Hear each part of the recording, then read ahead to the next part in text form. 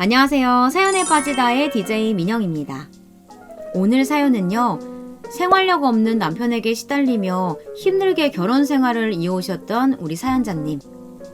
남편과 시어머니에게 통쾌한 이혼 선언을 하셨다고 하는데요. 오늘 사연도 끝까지 집중해서 함께 해주시고요. 그럼 오늘의 이야기 바로 시작해 볼게요.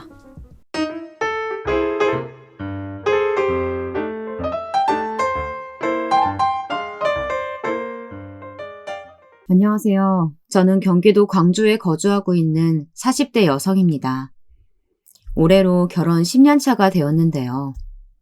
얼마 전 백수 남편과 아들밖에 모르는 시어머니의 막대먹은 언행을 못 참고 이혼을 선언했네요.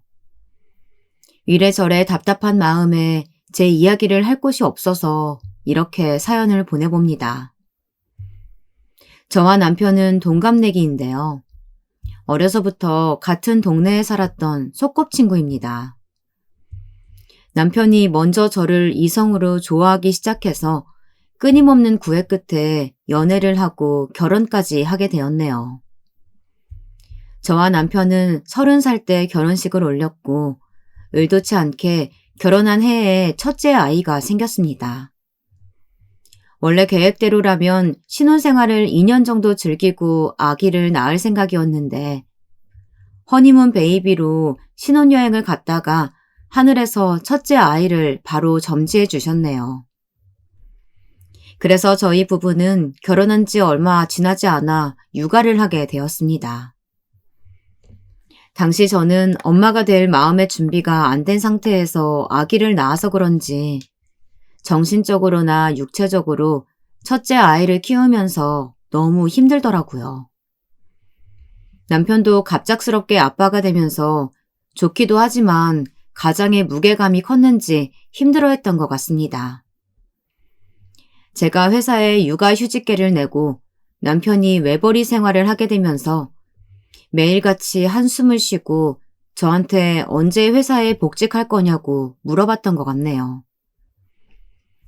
그런데 제가 첫째 아이를 돌보며 육아휴직을 하던 시기에 저희 부부의 불찰로 인해 둘째 아이를 임신하고 말았습니다.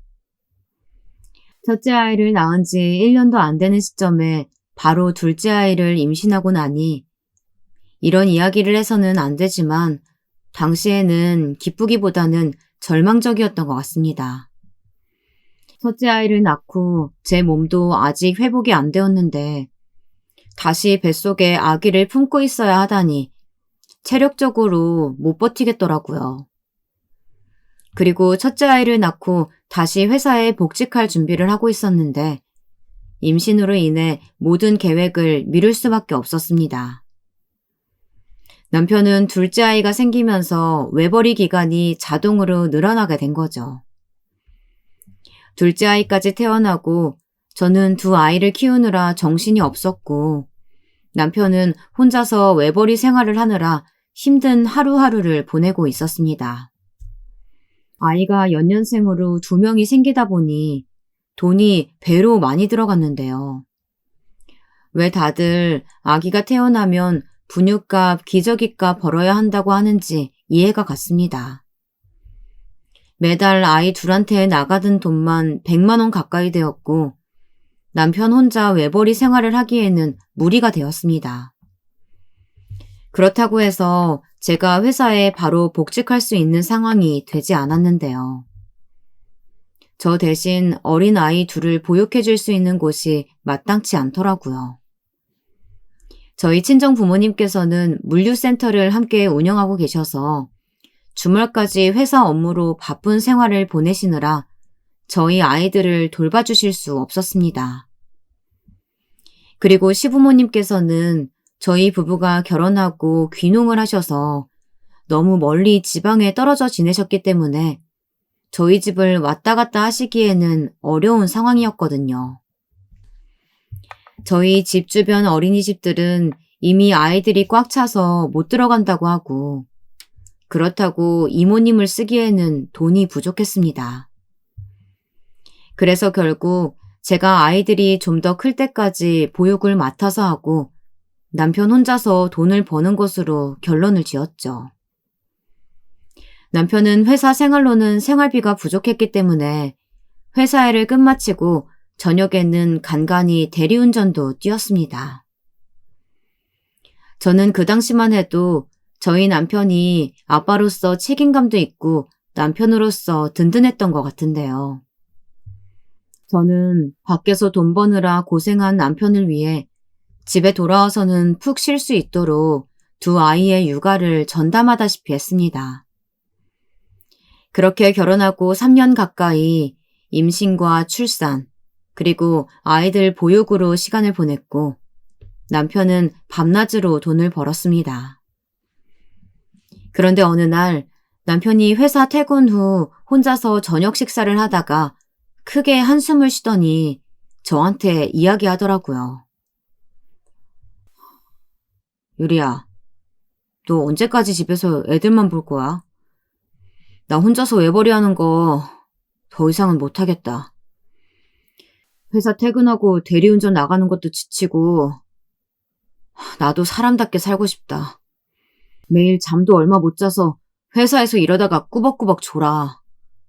팀장한테 몇 번이나 그런 모습 보여서 경고까지 받은 상태고. 남편은 그동안 힘든 내색을 크게 보이지 않았었는데요. 그날따라 많이 지치고 힘들었는지 저를 쳐다보는 눈빛이 애처롭더라고요. 여보, 많이 힘들지? 안 그래도 이제 애들 어린이집 보내려고 생각하고 있었어. 회사에서도 무급휴가까지 다 쓴 상태라 이제 복직해야 할 것 같아. 그동안 여보 혼자서 외벌이 하느라 고생 많았어. 다음 달부터 내가 회사 복직할게. 제가 회사에 복직하는 게 그렇게 좋았는지 남편은 갑자기 밥 먹다 말고 일어나서 저를 안더니 한 바퀴 돌았습니다. 저는 3년 만에 회사에 복직하는 거라 다시 업무를 익힐 수 있을지 두렵고 걱정이 되었는데요. 남편이 이렇게까지 저의 복직을 반가워하니 안 할 수가 없겠더라고요. 그리고 저는 그 다음 달부터 아이들을 어린이집에 맡기고 회사에 복직하였습니다. 남편은 당장 대리운전을 그만두었고 여유가 생겼는지 얼굴에 미소가 한가득이더라고요. 그리고 남편은 대리운전을 나가지 않는 대신 새로운 취미를 가졌습니다. 바로 컴퓨터 게임을 시작한 것인데요. 오랜 세월 남편을 옆에서 봐왔지만 그동안 컴퓨터나 핸드폰을 가지고 게임하는 걸 본 적이 없었는데 갑작스럽게 게임에 취미를 가지길래 의아해하며 물어봤습니다. 여보, 게임에 관심도 없던 사람이 왜 갑자기 컴퓨터 게임을 하는 거야? 남편은 컴퓨터 게임을 하면서 모니터에 빠져들 것처럼 고개를 앞으로 숙이더니 이야기했습니다. 회사에서 남자들끼리 이야기하는데 돈 안 들이고 스트레스 푸는 방법으로는 컴퓨터 게임이 최고라고 하길래. 처음에는 시답지 않게 흘려들었는데 아무 생각 없이 해보니까 정말 스트레스도 풀리고 좋은 것 같네. 저는 남편이 지난 3년 동안 외벌이를 하면서 스트레스를 많이 받았을 텐데 컴퓨터 게임을 통해서 스트레스를 풀 수 있다니 다행이라는 생각이 들었습니다. 그리고 컴퓨터 게임을 하는 게 술을 마시거나 도박을 하는 것보다는 훨씬 건전한 취미 생활이라는 생각에 남편의 새로운 취미 활동을 지지해주기로 마음먹었죠. 그런데 저도 이제는 회사에 나가서 일을 하다 보니 그동안 혼자서 맡아왔던 살림과 육아를 회사 일과 병행하는 게 어렵더라고요. 저의 하루 일과를 공유하자면요. 아침 6시에 일어나서 아이들 아침 식사를 준비하고 출근 준비를 합니다. 모든 게 마무리되면 아이들을 깨워서 씻기고 밥 먹이고 어린이집에 등원을 시키는데요. 부랴부랴 회사에 출근해서 하루 업무를 끝마치고 퇴근길에는 아이들을 하원시킵니다. 그리고 집에 도착하자마자 아이들 저녁을 챙겨주고 목욕 후에 재워주면 하루가 끝나는 것 같아요. 아이가 한 명이면 좀 더 여유가 생겼을지 모르겠지만 토끼 같은 자식들이 2마리나 되다 보니 아이들 뒷바라지를 해주다 보면 제 밥 먹을 시간조차 없는 것 같습니다. 그런 와중에 남편은 방에서 컴퓨터 게임을 하고 있는데요. 처음에는 지난 3년간의 외벌이 생활에 대한 보상으로 제가 회사 일을 시작했음에도 불구하고 저 혼자 육아를 전담하면서 남편의 취미 생활을 즐길 수 있도록 충분한 시간을 준 것 같아요. 아이들을 돌보느라 저 혼자 고군분투하면서 가끔은 일부러 아이들과 방 안으로 들어가서 남편에게 말을 거는데도 저희를 쳐다보기는커녕 모니터만 뚫어지라 바라보더라고요. 그런 생활을 1달 넘게 하다 보니 금방 지쳐버렸습니다. 더 이상 살림과 육아를 혼자서는 할 수 없다는 생각이 들었습니다. 그래서 하루는 아이들을 모두 재우고 남편이 컴퓨터 게임을 하고 있는 방으로 들어가 이야기했습니다. 여보, 지금 시간이 몇 시인데 저녁도 안 먹고 이렇게 게임만 하는 거야. 나랑 얘기 좀 하자. 남편은 게임에 집중하다 보니 제 말을 듣는 둥 마는 둥 하더라고요. 저는 남편이 게임을 하고 있는 동안에는 대화가 안 되겠다 싶어서 모니터를 꺼버렸는데요. 순간 남편이 깜짝 놀라더니 저에게 소리쳤습니다. 지금 뭐 하는 짓이야? 내가 밥도 안 먹고 지금까지 공들여서 다 읽어내놓은 게 한순간에 없어져 버렸잖아. 저는 남편이 하는 말이 도대체 무슨 의미인지 하나도 알아들을 수가 없었습니다. 게임을 하면서 뭘 읽어놓았다는 건지, 그리고 모니터를 껐다고 이렇게까지 화를 내는지 이해를 못하겠더라고요. 여보, 나랑 얘기 좀 하자고. 여보가 내 말에 집중 안 하니까 모니터 끈 거잖아. 나 이제 혼자 힘으로는 살림하고 육아 모두 다 못할 것 같아. 내가 무슨 슈퍼우먼도 아니고 회사 일도 하고 집안일도 하고 아이들까지 어떻게 다 보겠어. 1달 넘게 여보가 스트레스 풀 수 있도록 시간 충분히 줬으니까 이제는 나랑 같이 분담하자. 남편은 여전히 제가 모니터를 끈 게 그렇게까지 화가 났는지 씩씩거리면서 대답했습니다. 말 나온 김에 얘기하자. 1달 넘는 시간이 충분한 거야? 나는 지난 3년 동안 밤낮으로 일하느라 잠도 못 자고 쉬지도 못했는데 여보한테는 1달이 충분한 시간이구나. 미안한데 나한테는 아니야. 나도 내 삶이 있고 내 시간이 필요하다고. 남편은 자신만을 위한 시간이 필요하다고 했는데요. 현실적으로 아이가 2 있는 집안에서 남편의 말을 어느 정도 수준으로 지지해 줄 수 있을지 의문이 들더라고요. 그리고 제 입장에서도 저만의 삶과 시간이 필요한데 왜 엄마라는 이유로 일, 살림, 육아 그 모든 것을 감당해야 하는 것인지 형평성에 어긋난다는 생각이 들었습니다. 나도 여보한테 충분한 여유 시간 주고 싶은데 내가 이제는 회사를 다니고 있잖아. 그전에는 회사 일 안 하니까 살림, 육아 모두 맡아서 했던 건데 지금은 상황이 달라졌잖아. 여보 회사 퇴근하고 집에 들어오면 애들 얼굴도 안 쳐다보고 방으로 냅다 들어가서 몇 시간째 컴퓨터 게임만 붙잡고 있는데 이게 정상적인 삶이라는 생각이 들어? 남편은 컴퓨터 게임을 시작한 이후로 아이들에 대한 관심이 현저하게 줄어들었는데요. 평일에는 특히나 회사 퇴근하고 컴퓨터 게임을 한번 시작하면 아이들이 잘 때까지 아예 방에서 나오지 않더라고요. 아이들도 아빠와 지내는 시간이 많지 않다 보니 어쩌다 한 번씩 아빠가 안아주려고 하면 거부하거나 울음을 터뜨리기 일쑤였습니다. 아이들이 아빠가 낯설어서 그런 반응을 보이면 남편도 반성하고 아이들과 좀 더 놀아주고 시간을 보내야 하는 거 아닌가요? 저희 남편은 아이들이 자신을 거부했다며 혼자 삐져서는 더욱 컴퓨터 게임에 매진했던 것 같습니다. 아무튼 나는 지난 3년간 우리 가족을 위해 희생해온 거 보상받고 싶어. 그 보상이 내가 마음껏 컴퓨터 게임 할 수 있게 날 내버려 두는 거야. 이것마저 여보가 못하게 하면 나 스트레스 받아서 회사 때려치울지도 몰라. 남편은 모니터를 다시 켜면서 단호한 어투로 저에게 이야기했습니다. 남편의 말을 듣고 속으로 온갖 생각이 들더라고요. 지난 3년간 저도 아이 둘을 낳고 기르느라 제 삶이 없이 하루하루 보낸 것 같은데 남편이 외벌이를 하느라 고생하긴 했지만 그걸 희생이라고 말하니 섭섭했습니다. 저는 그 시간들이 희생이라기보다는 한 가정을 이루는 데 있어서 아이들을 위해 당연히 해야 하는 부모로서의 의무라고 생각했거든요.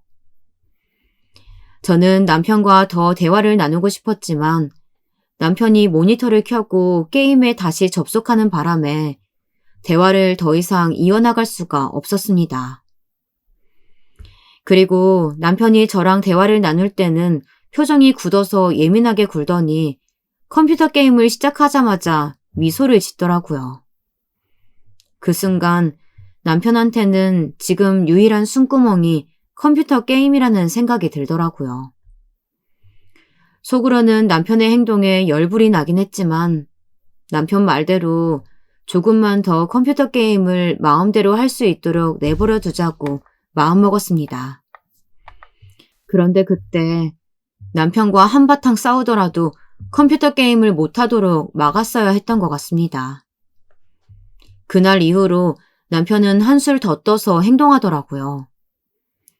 그래도 주말에는 평일보다 좀 더 아이들과 놀아주는 편이었는데 어느 날은 주말에 갑작스럽게 약속이 생겼다며 아침 일찍부터 나가겠다는 겁니다.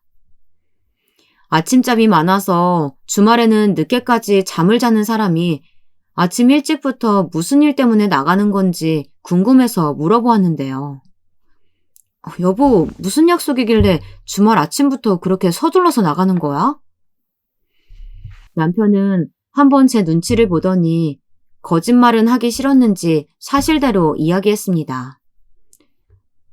내가 가입한 게임 동호회가 있는데 거기 모임 사람들이랑 PC방 가서 다 같이 게임하기로 했거든. 게임하고 회식하기로 해서 아마 오늘은 늦게 들어올 것 같으니까 그렇게 알아둬. 남편이 게임 동호회에 나간다니 정말이지 어이가 없었습니다. 그리고 내일 모레 부록을 바라보는 나이에 남편이 어린애들처럼 PC방에 가서 사람들과 모여서 게임을 한다고 하니까 철딱서니가 없어 보이더라고요. 저는 아침 일찍부터 깨어나서 칭얼거리는 둘째 아이를 업은 채 이야기했습니다. 여보, 주말에는 가족들하고 시간을 보내야지. 내가 100번 양보해서 평일에는 여보 마음대로 컴퓨터 게임 할 수 있도록 내버려 두잖아. 그런데 주말까지 게임하겠다고 PC방 간다는 게 말이 되는 상황이야? 내가 어느 정도까지 여보를 이해해줘야 되는 건지 도대체 모르겠다. 남편은 기분 좋게 나갈 준비를 하다가 제가 하는 말이 언짢았는지 인상을 찌푸리면서 말했습니다. 주말에는 가족들하고 시간 보내라는 게 법으로 정해져 있냐? 나는 주말에 내 취미 활동도 못하냐고. 내가 게임하는 게 못마땅하면 여보도 공평하게 취미 활동 하나 하면 되잖아. 나 약속 시간 늦어서 얼른 나가봐야 되니까 비켜. 남편은 뭐가 그리 당당한지 제가 화낼 틈도 없이 그렇게 말하고는 현관문을 나가버렸습니다. 덩그러니 둘째 아이를 업고 남겨져 있는 제 모습이 참 비참하더라고요. 남편이 살림이니 육아에 아예 동참을 안 하는데 제가 어떻게 취미활동을 가질 수 있을까요? 말도 안 되는 소리를 짓거리고 게임을 하겠다며 나간 남편을 생각하면 지금도 이가 갈리는 것 같습니다. 그날 남편은 아이들이 잠들고 한참 후에 술을 잔뜩 마신 채로 집에 들어왔습니다. 저는 평일 동안 잔뜩 밀린 살림을 하고 아이들과 놀아주느라 굉장히 지친 상태였는데요. 뭐가 그리 기분 좋은지 남편은 룰루랄라 하며 집에 들어와 흥얼거리더라고요. 이정서, 너는 내가 불쌍하지도 않냐? 하루 종일 살림하고 육아하고 밥 한 끼 제대로 먹지도 못했는데 너는 그런 와이프 앞에 두고 고기 냄새, 술 냄새 풍기면서 집에 들어와서 노래가 저절로 나오니? 저는 평상시 남편에게 여보, 당신이라고 부르다가 화가 날 때면 이름을 불렀는데요. 아무래도 남편이지만 소꿉친구이기도 해서 화가 날 때는 이성을 잃고 이름을 부르게 되더라고요. 네가 뭐가 불쌍하냐? 그동안 부잣집 부모님 만나서 잘 먹고 잘 싸고 잘 컸잖아.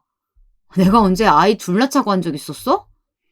네가 낳은 새끼들이니까 당연히 책임지고 잘 키워야 하는 건데 뭐가 나한테 그렇게까지 불만이라서 툭툭대는 건데?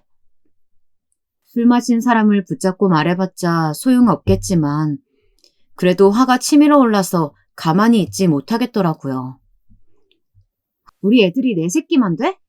네 새끼도 되지. 요즘 세상에 아빠가 육아 도와주는 게 아니라 엄마랑 동등한 입장에서 당연히 해야 하는 거라고 하더라. 아빠면 아빠답게 행동해. 애들 좀 더 커서 아빠가 컴퓨터 게임하느라 못 놀아준다고 하면 부끄럽지 않겠니? 그러고 우리 부모님 얘기는 왜 꺼내는 건데? 남편은 저와 대화를 나누면서 술이 점차 깼는지 제가 하는 말에 기분이 상해 버럭 화를 냈습니다. 내가 언제 아빠 노릇 안 한 적 있어? 그래서 지난 3년 동안 애들 위해서 밤낮으로 일한 거잖아. 그리고 솔직히 네가 그동안 장인 장모님 밑에서 모자랄 것 없이 자라서 그런지 몰라도 밖에 나가서 돈 벌어오는 게 쉬운 건 줄 알아? 너는 내 입장에 서서 가장으로서 부담감 느껴본 적도 없으면서 쫄린 입이라고 그렇게 막말하냐? 남편은 걸핏하면 지난 3년 동안 밤낮으로 일한 것에 대해 피해의식을 느끼는지 저와 싸우다가 불리하다고 생각하면 꼭 그 이야기를 꺼내더라고요. 지금은 저도 남편과 똑같이 회사에 나가서 경제활동을 하고 있는데 여전히 남편이 가장으로서의 부담감을 느낀다고 하니 이해가 안 갔습니다. 정서가, 말은 똑바로 하자. 내가 돈 안 벌어오는 것도 아니고 나도 지금은 회사 나가서 너랑 똑같이 돈 벌고 있잖아. 그리고 결혼 전에 부모님하고 같이 살 때도 성인 되고 나서도 부모님한테 용돈 한 번 받은 적 없거든? 내가 알아서 돈 벌어서 자급자족했지? 늦게까지 술 마시고 들어왔으면 이상한 말 짓거리지 말고 곱게 들어가서 자라! 남편은 화는 나는데 말빨로 저를 더 이상 못 이기겠다고 판단했는지 혼잣말을 중얼거리면서 방으로 들어가더라고요. 저는 앞으로 남편이 이런 식으로 컴퓨터 게임에 빠져 중독이 되면 지금보다 더 가정에 소홀할 것 같아서 걱정이 되었습니다. 그리고 언제까지 저 혼자 살림이며 육아까지 다 맡아 할 수 있을지 자신이 없더라고요.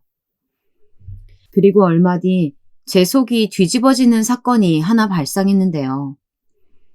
귀농을 하신 시부모님께서 갑작스럽게 손주들이 보고 싶으시다면서 미리 연락도 안 하고 저희 집으로 찾아오는 일이 있었습니다. 주말 아침부터 초인종이 울렸고 저는 누군가 싶어 인터폰을 바라보니까 시부모님이시더라고요.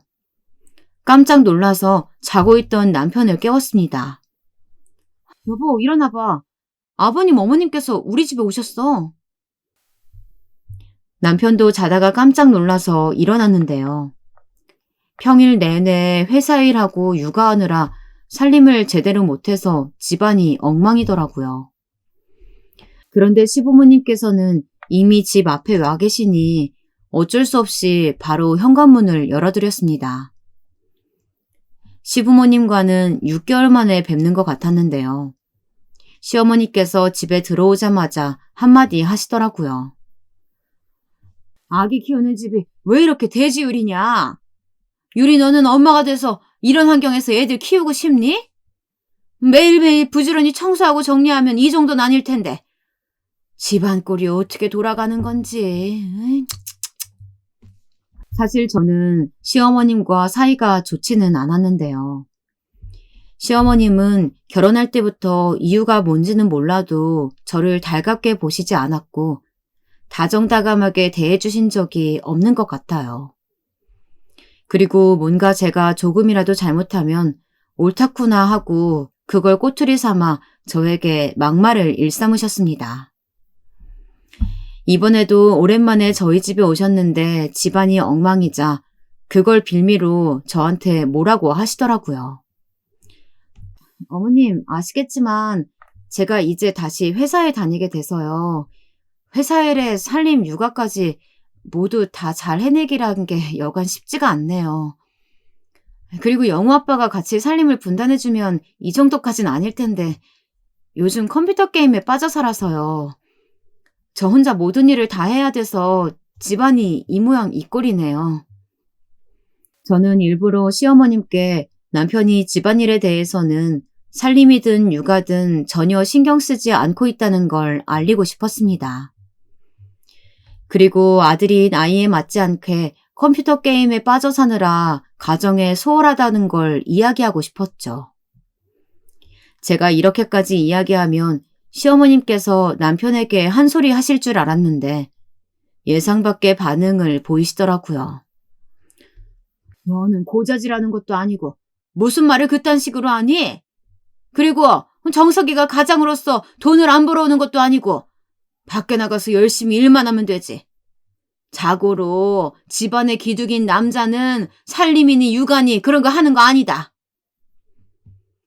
시어머님은 정말 옛날 옛적 고리타분한 말씀을 하시더라고요. 어머님, 제가 다른 며느리들처럼 회사 일 안 하고 집에서 아이들만 보고 살림하는 여자가 아니라서요. 저도 영우 아빠처럼 밖에 나가서 돈 벌어오거든요. 집안의 기둥이 영우 아빠 하나가 아니라 저까지 포함해서 둘입니다. 그동안 저는 시어머님이 하시는 말씀에 고분고분 따르는 편이었는데요. 남편이 컴퓨터 게임에 빠져 가정에 소홀하다 보니 이판사판으로 제가 하고 싶은 말을 다 해버렸습니다.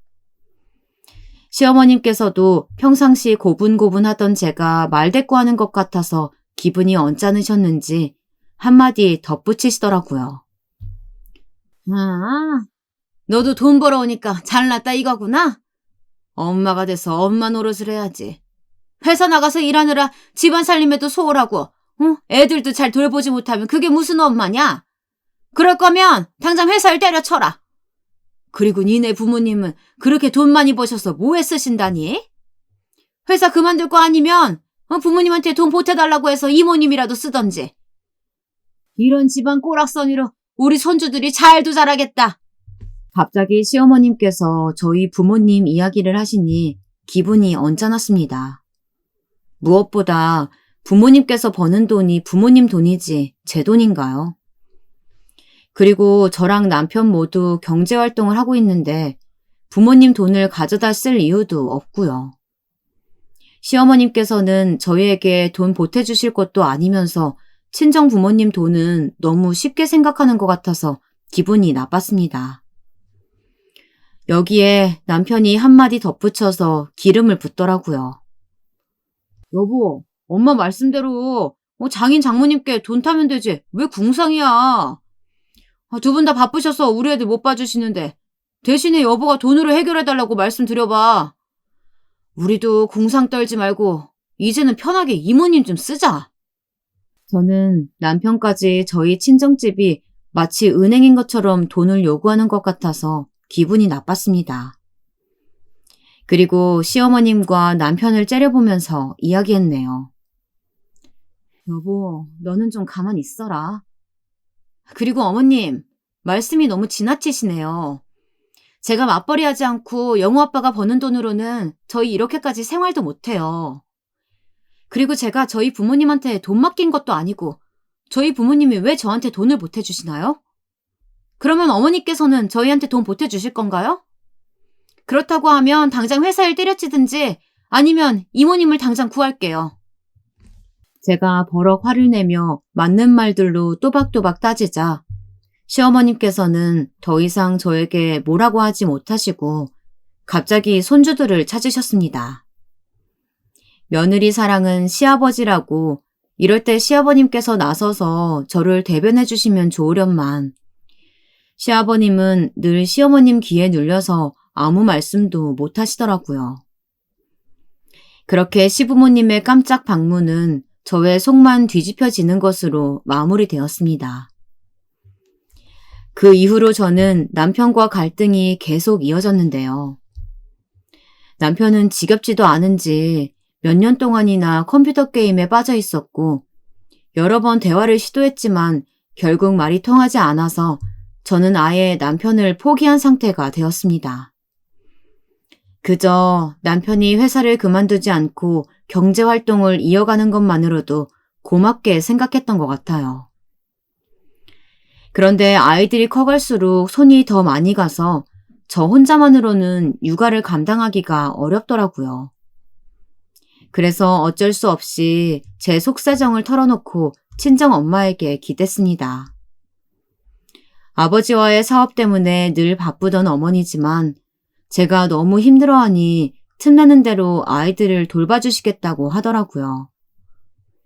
그래서 일주일에 한두 번 정도는 저희 집에 오셔서 아이들을 봐주셨는데요. 남편은 장모님이 집에 오시는데도 아랑곳하지 않고 컴퓨터 게임에 몰두했습니다. 저희 엄마가 집에 오면 인사만 하고 바로 방으로 들어가 나오지도 않고 게임을 한 것 같아요. 당연히 친정엄마는 그런 사위의 모습을 보고 못마땅해 하셨고 저만 고생하는 것 같아서 안타까워 하셨습니다. 그런데 하루는 친정엄마가 오시기로 한 날 웬일인지 남편이 컴퓨터 게임을 하지 않고 저희 엄마를 기다리더라고요. 저는 무슨 일인가 싶어서 남편에게 물어봤는데요. 오늘은 웬일로 방에 들어가서 게임 안 하고 장모님을 오매불만 기다리고 있는 거야? 남편은 제 물음에 의미심장한 미소를 보이더니 아무 일도 아니라고 했습니다. 남편의 행동이 이상하긴 했지만 게임을 하지 않고 저와 함께 아이들을 돌보니 좋더라고요. 그리고 남편은 무언가 좋은 일이 있는지 혼자서 시시덕거리며 아이들과 놀아주었습니다. 친정 엄마가 오셨고 엄마도 남편이 방에 들어가 있지 않고 거실에 나와 아이들과 놀아주는 모습을 보며 기이하셨는지 먼저 말을 건네셨습니다. 이서방, 오늘은 웬일로 게임도 안 하고 아이들하고 놀아주고 있는 겐가? 집에 들어와서 이서방 모습 보니까 내가 잘못 봤나 싶어서 눈을 한참 비볐네. 남편은 평상시와 다르게 저희 엄마에게 친절한 미소와 말투로 대답했습니다.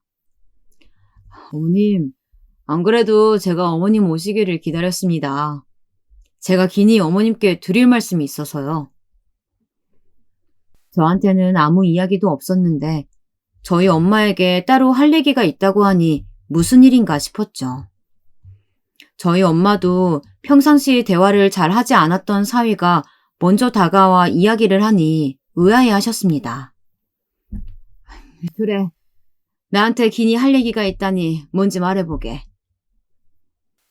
저는 남편이 어떤 이야기를 할지 굉장히 궁금했고 아이들을 돌보면서도 남편의 말에 귀를 기울이게 되더라고요. 어머님, 제가 항상 방에 들어가서 나오지도 않고 컴퓨터 게임만 하니까 많이 한심하셨죠?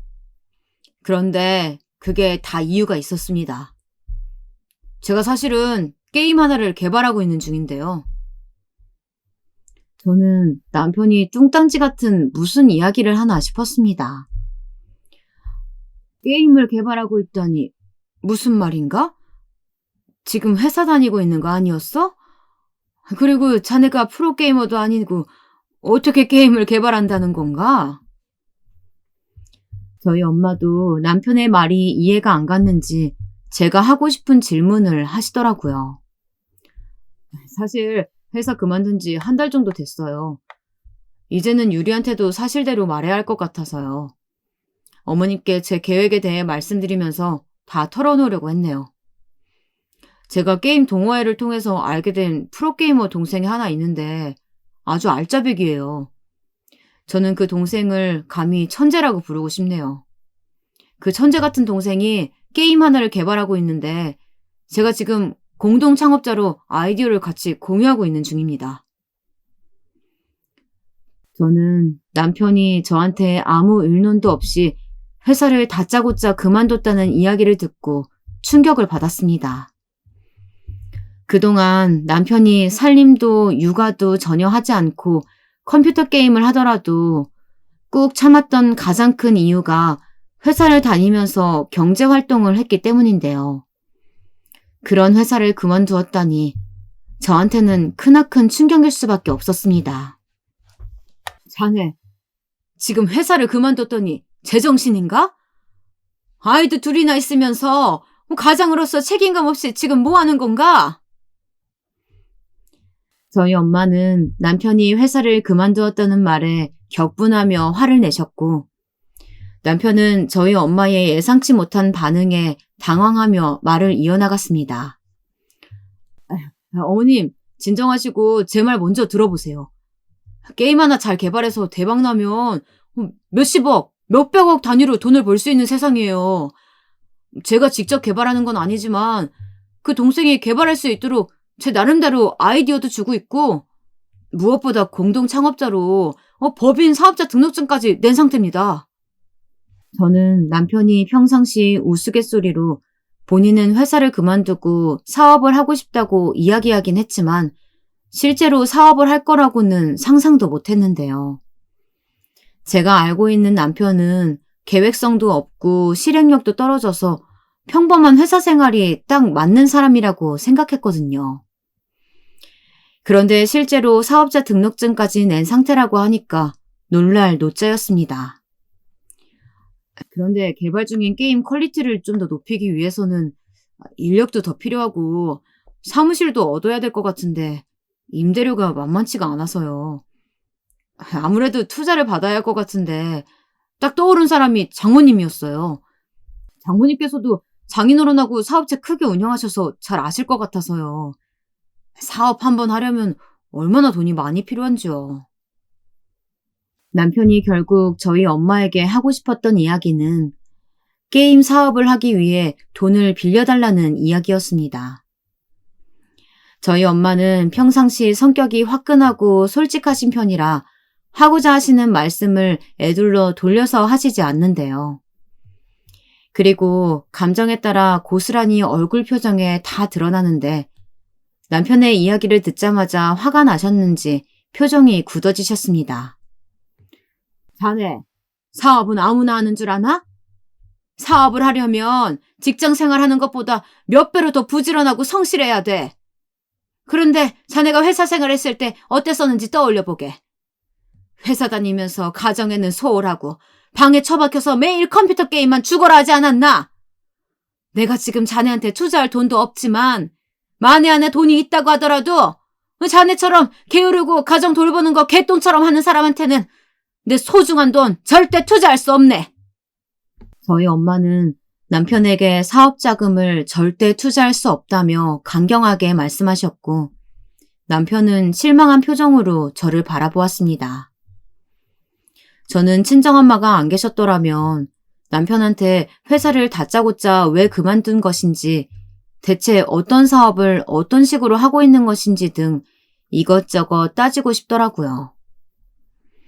그리고 이런 모든 사실을 한 달 동안 저에게 숨기고 이제 와서 제가 아닌 저희 엄마에게 모두 털어놓은 사실이 너무 화가 났습니다. 그런데 남편은 저희 친정엄마와는 대화가 안 통하겠다 싶었는지 타깃을 바꿔 저에게 호소했습니다. 여보, 내가 회사 그만두고 사업한다고 해서 깜짝 놀랐지? 내가 여보한테 미리 의논하고 싶었는데 여보가 무작정 반대만 할 것 같아서 혼자서 몇 개월 동안 고민 끝에 회사 그만둔 거야. 내가 몇 년 동안 아무 생각 없이 그냥 게임만 한 건 아니고 나름 사업할 생각으로 열심히 한 거니까 믿고 응원해줬으면 좋겠어. 저는 친정엄마가 계신 앞이라 그런지 남편에게 무작정 화를 낼 수가 없었습니다. 여보, 그래도 이렇게 중요한 일은 나하고 먼저 얘기를 했었어야지. 아니면 미리 언질이라도 주던지. 나는 그동안 아무것도 모르고 여보가 회사에 출근하는 줄 알았는데 그럼 한 달 동안 회사 출근한다고 하면서 어디 갔던 거야?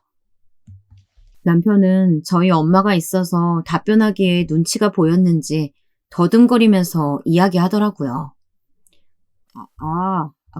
그게 그 아까 말한 그 후배 있잖아. 게임 개발한다는 후배랑 사무실이 없으니까 PC방 가서 같이 게임하면서 사업 구상했지 뭐. 그 후배도 지금은 나랑 같이 본격적으로 사업 시작할 생각으로 회사 그만둔 상태야. 순간 지난 한 달 동안 남편이 회사에서 야근한다면서 늦게 들어오거나 퇴근하고 힘들다며 본인이 직접 밥 차려 먹을 것이지 굳이 애들 돌보고 있는 저한테 밥 차려달라며 짜증냈던 때가 떠오르더라고요. 그런데 그 모든 것들이 다 거짓말이었다니 어이가 없어서 말이 다 안 나왔습니다. 옆에서 가만히 저희 부부가 대화하고 있는 걸 지켜보던 친정엄마는 남편에게 화가 나서 더 이상 저희 집에 못 있겠다면서 짐을 챙겨 나가셨습니다. 저는 그런 엄마에게 남편을 대신해 죄송한 마음이 들더라고요. 하나밖에 없는 딸이 결혼하고 잘 사는 모습을 보여드려야 하는데 실망감을 안겨드린 것 같아서 마음이 불편했습니다. 남편은 잘못했으면서 쥐죽은 듯이 가만히 있을 것이지 저희 엄마가 나가자마자 한 소리 했습니다. 장모님 도대체 나한테 왜 그러셔? 대놓고 게으르다고 비난하시고 나 같은 사람은 사업하면 망할 것처럼 말씀하시는데 기분 나빠서 정말. 내가 비전 없는 사업 가지고 와서 투자해달라는 것도 아니고 투자만 하시면 몇 배로 불려서 갚아드릴 수 있는 건데 정말 답답하더라. 하여튼 나이가 드시면 판단력이 흐려지시기 마련이지. 저는 남편의 입을 당장에 꿰매버리고 싶었습니다. 뚫린 입이라고 어쩌면 생각 없이 저런 이야기를 할 수 있는지 한심하고 철딱서니가 없어 보이더라고요. 그래서 앞으로 어떻게 할 건데? 회사 그만두고 무슨 돈으로 사업하려고 그래? 차라리 회사 다니면서 게임 개발이니 뭐니 사업 준비를 하던지. 다짜고짜 회사를 그만두면 우리는 어떻게 먹고 살려고 그러는 거야? 남편은 갑자기 저를 손으로 가리키면서 이야기하더라고요. 네가 있잖아. 네가 벌면 되지. 내가 예전에 네가 육아휴직했을 때 3년 동안 밤낮으로 일했던 것처럼 네가 이번에는 내가 사업할 수 있도록 밤낮으로 돈 벌면 되지. 남편이 큰 뜻 품고 사업 한번 해보겠다는데 와이프가 지지해줘야지. 저는 남편이 그렇게까지 생각 없는 사람인 줄 몰랐는데요. 남편과 저는 10살 소꿉친구부터 시작해서 부부의 인연을 맺어 아이들을 낳기까지 옆에서 봐온 세월이 자그마치 30년 가까이 되었는데 그동안 제가 사람을 잘못 봐왔던 것 같습니다. 가장으로서 책임감이 있다면 저한테 모든 걸 떠넘기기 전에 미리 의논이라도 하던지 무대뽀로 일을 이 지경까지 키울 거라고는 상상도 못했습니다. 내가 밤낮으로 일하면 우리 애들은 누가 봐줄 건데? 말 같지도 않은 소리 집어쳐! 정석아, 지금이라도 늦지 않았으니까 다시 회사 복귀해라. 제발 내 부탁이야. 사업은 아이디어만 있다고 할 수 있는 게 아니야. 아까 네가 우리 엄마한테 이야기한 것처럼 사업 자금도 필요하고 인력도 필요한데 돈은 어디서 구할 건데? 나 혼자 외벌이해서 우리 애들 데리고 먹고 살기도 힘들 텐데. 남편은 가시 있는 제 말에 기분이 상했는지 자리에서 벌떡 일어나면서 불같이 화를 냈습니다. 성공한 사업가들 옆에는 현명한 와이프들이 다들 뒷바라지 해준다고 하더라. 내가 남편이면 나를 믿고 지지해주는 못할 망정 사업 시작도 안 했는데 악담이나 퍼붓고 와이프조차도 나를 못 믿는데 내가 어떻게 밖에 나가서 어깨 펴고 사업할 수 있겠냐? 남편은 제가 사업에 대해 우려를 표하고 그만두라고 하자 기분이 상했는지 밖으로 나가버렸습니다. 저는 남편이 기분이 상하더라도 게임 사업을 뜯어 말리고 싶었는데요. 저도 그렇고 친정 엄마까지 남편한테 사업에 대해 부정적으로 이야기하니 잘 알아듣고 포기하기를 바랬습니다. 그런데 남편은 그 다음 날에도 PC방을 가는 건지 회사 출근하듯이 아침 일찍 나가더라고요. 어디를 가는 건지 물어보고 싶었지만 아이들 등원시키고 저도 출근 준비 때문에 정신이 없어서 남편이 나가든지 말든지 크게 신경 안 썼던 것 같습니다. 그런데 그날 저녁 남편이 저에게 할 얘기가 있다고 하더라고요. 혹시 마음을 접고 다시 회사에 가려나 싶어 기대에 찬 얼굴로 남편을 바라보았는데요. 나 오늘 집 근처에 사무실 계약했어.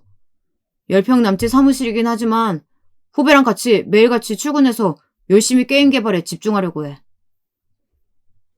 남편은 결국 건널 수 없는 강을 건너버렸습니다. 사무실이라고? 임대료 낼 돈도 없을 텐데 어떻게 사무실을 구한 거야? 남편은 한숨을 크게 내쉬며 이야기했습니다. 우리 집을 담보로 대출 받았어. 내가 지난번에 이야기한 것처럼 이번 사업 성공하면 어마어마한 돈 만지게 될 거야. 그러니까 걱정 말고 그렇게 알아둬. 저는 남편의 말이 청천벽력같이 느껴졌고 어쩌면 사람이 이렇게까지 무모할까 싶더라고요. 너 정말 나랑 갈 때까지 가보자는 거구나. 이 집이 네 집이니? 내 집이기도 한데 어떻게 네 맘대로 집을 담보로 대출을 받을 수가 있어? 회사 그만둘 때도 말 한마디 안 하더니 대출 받을 때도 그렇고 이런 식으로 네 마음대로 살 거면 나랑 이혼해. 저는 도저히 참을 수가 없어서 남편에게 이혼을 선언했고 남편은 당황한 듯이 태도를 바꿔 이야기를 했습니다. 유리야, 지금 이 상황에서 우리가 어떻게 이혼을 해? 그리고 우리 애들 이혼 가정으로 만들고 싶은 건 아니지? 내가 정말 이 사업 성공할 수 있도록 죽어라 노력할 테니까 한 번만 나 믿어줘라. 나도 애들한테 자랑스러운 아빠가 되고 싶어서 이러는 거야. 남편의 말이 진심인지는 모르겠으나 두 눈에 눈물이 그렁거리더라고요. 그리고 그때 마침 둘째 아이가 남편에게 다가가 안겼고 저는 그 모습을 보고 있자니 마음이 약해졌습니다. 그래서 남편과의 이혼에 대해 일주일 정도 진지하게 고민을 해봤고 결국 이번 한 번만 남편을 믿어주자고 마음을 바꿨습니다. 사실 마음을 바꾸기까지 친정엄마의 조언이 영향을 미쳤는데요. 제가 이혼을 고민한다고 말씀드리자 당장 이혼하라고 하실 줄 알았는데 아이들도 있으니 신중하게 결정하라고 하시더라고요. 그리고 남자라면 한 번쯤 자신만의 사업을 꿈꿀 수도 있다고 하셨습니다. 저희 아버지께서도 직장 생활만 하시다가 그렇게 사업체를 운영하시기 시작했고요. 저는 남편이 집돌이에 내성적이라 평범한 회사 생활에 만족하면서 살 줄 알았는데요. 크게 돈을 벌어보겠다며 저렇게 사업을 시작하는 게 굳이 긍정적으로 바라보자면 뚝심도 있는 것 같고 열정적으로 보이기도 하더라고요. 그래서 두 눈 꼭 감고 이번 한 번만 믿어보기로 했습니다. 남편이 사업 자금을 위해 주택담보대출을 받는 바람에 대출 이자까지 생활비가 배로 들어갔고 남편 말대로 저는 밤낮으로 일을 할 수밖에 없었습니다. 낮에는 회사를 출근했고 밤에는 재택 아르바이트를 하며 돈을 벌었습니다. 그렇게 6개월 정도를 버틴 것 같은데 제가 당장에 쓰러지지 않는 게 신기할 정도로 정신적으로나 유체적으로 너무나 힘들었습니다. 그런데 남편의 사업 진행에 큰일이 터지고 말았는데요. 게임 개발이라는 게 시간이 오래 걸리는 일이라지만 아무래도 6개월 넘게 수익이 없다 보니 남편과 공동 창업한 그 후배라는 사람이 생활고에 못 이겨 남편이 주택담보대출을 받은 돈의 일부를 가지고 잠적한 겁니다. 정확히 주택담보대출을 6천만 원 정도 받았는데 3천만 원을 사무실 보증금으로 내고 3천만 원 정도를 그 후배가 가지고 튄 것 같네요. 그 일로 인해 남편은 충격을 받았고 알아누웠습니다. 사실 게임 개발을 주로 진행하는 사람은 프로그래머였던 후배였고 남편은 그저 아이디어만 주고 다른 보조적인 업무만 했기 때문에 후배가 잠적하자 모든 게임 개발이 중단된 거죠. 그리고 돈까지 가지고 튀었으니 아예 나타나지 않을 심상으로 잠적한 게 불보듯 뻔했습니다. 남편은 아무런 행동도 취하지 않고 집에서 나가지도 않고 방에만 처박혀 누워만 있었습니다. 저는 그런 남편의 모습을 보고 있자니 한숨밖에 나오지 않았죠. 여보, 이제 앞으로 어떻게 할 거야? 그 후배라는 사람 수소문해서 찾으러 다니던지 아니면 당장에 다시 회사에 취업해서 대출 빚을 갚던지 제발 정신 좀 차려라. 제 말에 남편은 꿈쩍도 하지 않았고 그저 무기력하게 누워서 제 말을 듣는 둥 마는 둥 했습니다. 저는 어떻게든 이 사태를 벗어나야겠다 싶어서 친정 부모님을 찾아갔던 것 같아요. 그리고 그동안 있었던 일에 대해서 털어놓았습니다. 친정 아버지는 남편에게 분노하며 가장 같지도 않은 남편하고 당장 이혼하라고 하시더라고요. 저는 친정아버지를 진정시키며 이야기했습니다. 아버지, 결혼하고 잘 살아야 하는데 이렇게 못난 모습 보여서 죄송해요. 저도 이혼 생각 안 한 건 아니지만 지금은 일단 급한 불부터 꺼야 할 것 같아서요. 너무 죄송한 얘기지만 남편이 주택담보대출로 돈을 빌리는 바람에 지금 이자도 못 갚고 빚이 눈덩이처럼 불어나고 있어요. 제가 남편 정신 차리게 해서 회사에 다시 나가게 할 테니까 대출빚 갚을 돈만 좀 빌려주시면 안 될까요? 저는 이런 이야기를 친정 부모님 앞에서 하는 제 자신이 너무나도 싫어서 울며 불며 이야기했습니다. 남편 때문에 제가 왜 이렇게 무릎을 꿇고 친정 부모님께 사정해가며 돈을 빌려야 하는지 정말 모르겠더라고요. 친정 어머니는 울고 있는 저를 일으켜 세우면서 말씀하셨습니다. 우리 딸이 무슨 잘못이 있겠니? 결혼은 네가 선택한 거지만 10길 물속은 알아도 한 길 사람 속은 모른다고. 이 사방이 그럴 줄이야 누구라도 예상했겠니? 이번엔 엄마 아빠가 도와줄 테니까 급한 불 먼저 끄고 앞으로 어떻게 할지는 다시 이야기해보자꾸나. 저는 하염없이 친정 엄마를 안고서 울며 감사하다는 말만 연거푸했습니다. 그렇게 친정집에 다녀와서 거울 속 비친 제 모습을 보니 정말 너덜너덜해졌더라고요. 그동안 밤낮으로 일하느라 잠을 제대로 이루지 못하니 얼굴도 푸석하고 행색이 말도 아니었습니다. 그런 와중에 남편은 뭐하고 있나 방을 열어보았더니 컴퓨터 게임을 하고 있네요. 정말 어이가 없어서 웃음이 나왔습니다. 게임 사업을 말아먹고 대출 빚까지 졌는데 저렇게 태평하게 컴퓨터 게임을 하고 있으니 말이에요. 저는 남편에게 뭐라고 더 이상 할 얘기가 없었습니다. 그저 속으로 이혼이 답이라는 생각밖에 안 들었던 것 같아요. 남편은 그렇게 거의 1년 가까이 사업을 말아먹고 아무것도 하지 않은 채 허송세월을 보내고 있었습니다. 그러던 중 갑자기 시어머님께서 또다시 손주들이 보고 싶으시다면서 혼자서 올라오셨더라고요. 이번에도 아무런 연락 없이 다짜고짜 저희 집에 쳐들어오셨고 저는 시어머님 얼굴을 보고 똥 씹은 표정으로 인사를 드렸습니다.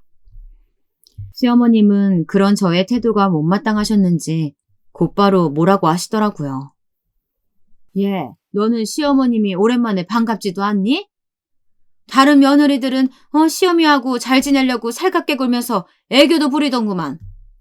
우리 며느리는 뭐 애교라고는 눈꼽만큼도 없어요.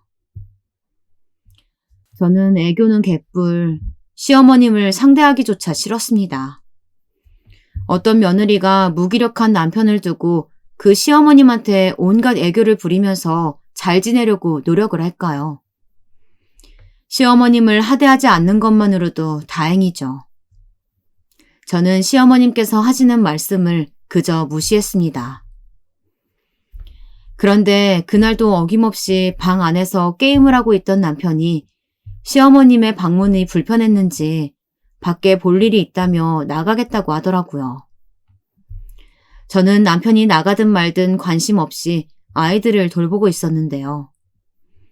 갑자기 시어머님께서 우산 하나를 들고 오시더니 그 우산으로 제 머리를 툭툭 건드리시더라고요. 저는 무슨 일인가 싶어 시어머님 쪽으로 고개를 돌렸는데요. 지금 밖에 비 오는 거 모르니?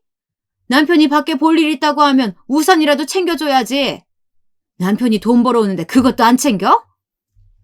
시어머님의 행동과 말에 저는 이성을 잃었습니다. 시어머님은 금방이라도 터질 것 같은 시한폭탄을 건드렸고 저는 이제 더 이상 남편과 시어머님을 상대로 이렇게 못 살겠다는 생각이 들었습니다.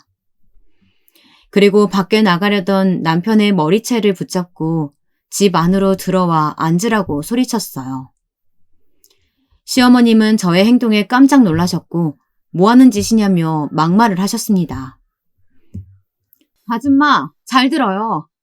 네 아들 백수된 지 1년 넘었어요. 그동안 회사 다니고 있는 줄 알았죠? 1년 전에 회사 그만두고 사업한다고 꼴값 떨더니 이 집 담보로 대출까지 받아서 빚이 산더미예요. 나 아줌마 아들하고 이혼할 거니까 그 돈 대신 갚아주던지 알아서 하세요. 시어머님은 저의 발언에 충격을 받으셨고 이내 다시 정신을 차리고는 저한테 뭐라고 하셨습니다. 이년이 지금 누구 보고 아줌마래? 정신 나갔니? 이제는 앞뒤 안 가리고 시어미한테 아줌마라고 덤비는구나. 남자가 그릇이 크면 사업한다고 뛰어들 수도 있지. 그걸 가지고 째째하게 그동안 우리 정석이 바가지 긁고 있었던 거니? 아까 보니까 우리 정석이가 기가 죽어가지고 밖으로 나가려는 것 같던만. 다 너 때문에 그런 거였구나.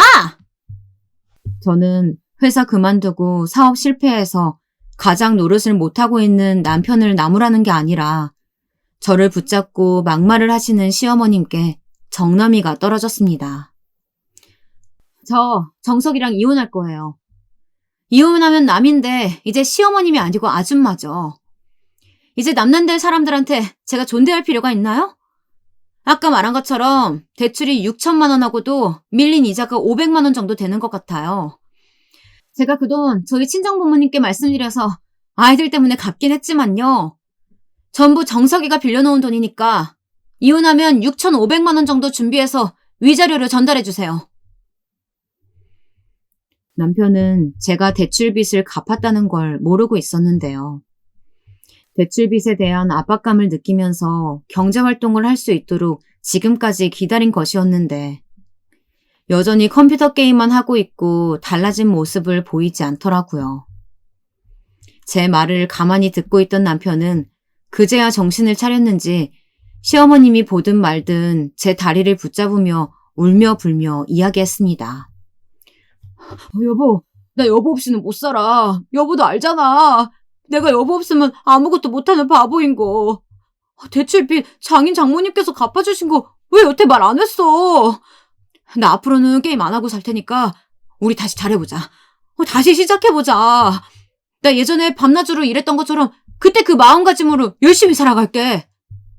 저는 남편에 대한 신뢰감이 모두 없어진 상태였고 오랫동안 정신 차리기를 기다렸었는데 이제 와서 정신 차린다니 어이가 없더라고요. 나는 여러 번 기회 줬고 사업하지 말라고 회유도 했고 믿어달라고 해서 믿어도 줬어. 네가 말한 대로 나는 다 해줬는데 너는 너 살고 싶은 대로 살았잖아. 이제 우리 끝내자. 제 결심은 굳건했고 이혼에 대한 두려움이 전혀 없었습니다. 그런데 남편은 그게 아니었나 봐요. 있을 때 잘하라는 말이 그냥 나온 게 아닐 텐데 진작에 정신 차리고 잘할 것이지 이미 떠나간 배 붙잡아봤자 무슨 소용인가요? 시어머님께서도 자존심을 부리고 싶으신데 위자료 6,500만 원이 부담감으로 느껴지셨는지 제 손을 잡으며 이야기하셨습니다. 며느라가야, 내가 자식 새끼 잘못 키웠어. 정석이가 100번 잘못했는데 어미가 돼서 잘 타리지는 못할 망정 며느라가 탓만 하고 나도 미안하구나. 이혼하고 싶은 마음 100번 1000번 이해는 가지만 이번 한 번만 우리 정석이 봐주면 안 되겠니? 시어머님은 저한테 2년 전년이라고 하실 때는 언제고 빠른 태세 전환을 하며 미안하다고 사과하셨습니다. 저는 그런 모습마저 가증스럽고 남편과 더불어 꼴도 보기 싫었던 것 같아요. 결국 남편과 시어머님의 회유에도 불구하고 이혼을 강행했는데요. 남편이 끝까지 이혼 합의서에 도장을 안 찍으려고 하는 걸 위자료를 6,500만 원보다 더 받겠다고 하니 바로 찍더라고요.